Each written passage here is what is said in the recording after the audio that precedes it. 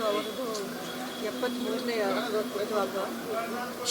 ಅವರಿದ್ದಾಗ ಎಷ್ಟು ಖುಷಿಯಾಗಿ ನಾವು ಸಂಭ್ರಮಿಸ್ತಾ ಇದ್ವಿ.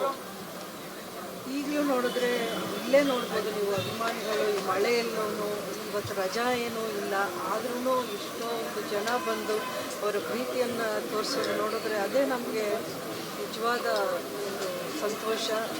ಹುಟ್ಟುಹಬ್ಬವನ್ನು ಅವರಿದ್ದಾಗೆ ನಾವು ಫೀಲ್ ಮಾಡ್ತೀವಿ.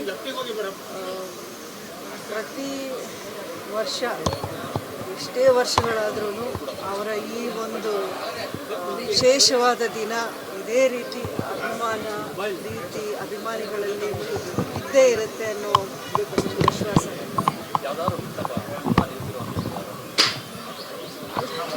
ಅವ್ರದ್ದು ಹುಟ್ಟುಹಬ್ಬ ಅಂತ ಮಾತ್ರ ಅಲ್ಲ, ಅವ್ರು ಪ್ರತಿದಿನ ಒಂದು ಹಬ್ಬದ ಥರನೇ ಒಂದು ರೀತಿ ಸೆಲೆಬ್ರೇಟ್ ಮಾಡೋರು. ಸ್ಪೆಷಲಿ ಬರ್ತ್ಡೇ ಅಂತ ಅವ್ರ ಕಾರ್ಯ ಇರೋರಲ್ಲ, ಪ್ರತಿದಿನ ಯೂಸ್ಟು ಅಂದರೆ ಎಂಜಾಯ್ ಮಾಡೋದು ಅಥವಾ ಖುಷಿಯಾಗಿರೋದು, ಸ್ನೇಹಿತರ ಜೊತೆ ಇರೋದು, ಮನೆಯವ್ರ ಜೊತೆ ಗಲಾಟೆ ಮಾಡ್ಕೊಳ್ಳೋದು, ಇವೆಲ್ಲ ಇತ್ತು ಅವ್ರ ಲೈಫಲ್ಲಿ.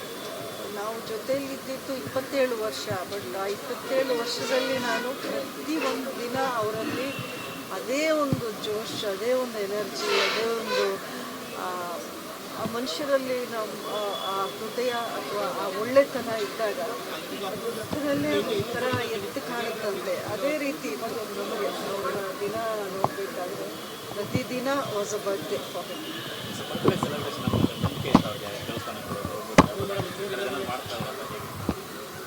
ಅವ್ರಿಗೆ ಮೊದಲಷ್ಟು ಅಂದರೆ ನಂಬಿಕೆ ತುಂಬ ಇತ್ತು. ಬಟ್ ಹೋಗೋ ಅಭ್ಯಾಸ ಅದೆಲ್ಲ ಶೂಟಿಂಗ್ಸಲ್ಲಿ ಬ್ಯುಸಿ ಇರೋದ್ರಿಂದ ಅಷ್ಟು ಮೊದಲು ಹೋಗ್ತಾ ಇರಲಿಲ್ಲ. ಬಟ್ ನಮ್ಮ ಮದುವೆ ಆದಮೇಲೆ ಖಂಡಿತ ಹಬ್ಬ ಆಚರಿಸೋದು ಅಥವಾ ದೇವಸ್ಥಾನಗಳಿಗೆ ಹೋಗೋದು, ಪೂಜೆ ಮಾಡೋದು, ಇದೆಲ್ಲ ಸ್ವಲ್ಪ ಅವರೂ ಅಭ್ಯಾಸ ಮಾಡ್ತಾರೆ.